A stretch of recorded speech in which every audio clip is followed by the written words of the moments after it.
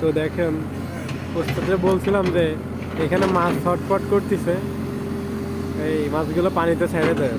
মানে সেও একটু মাছ প্রেমিক আছে, এর কারণে মাছগুলো বাকেট দিয়ে উঠায় পানিতে রেখে দিচ্ছে। এই পাশে নালা থেকে মাটি নিয়ে কাজ করতেছিলাম, নালার পানি শুকায় সব এক জায়গায় চলে গেছে, আর এই পাশে সব মাছ ছটফট করতেছে। তাই ওস্তাদ সবগুলো মাছই তুলে ছেড়ে দেওয়ার চেষ্টা করতেছে। আসলে কাজের ফাঁকে কিছু ভালো কাজ করে নিলাম, এটা তো করাই যায়, তাই না? মাছগুলোও বেঁচে গেল, আমাদের কাজও হয়ে গেল। আর এখান থেকে কাদা মাটি নিয়ে পার করা লাগতেছে, তো এই জন্য মাছগুলো সব মাটির সাথে উঠে পাড়ের ভিতরে চলে আসতেছে। এই জন্য বলছিলাম আর কি যে মাছগুলো সব উঠে পানিতে রাখবে। সবগুলো আপাতত মোটামুটি ক্লিয়ার হয়েছে।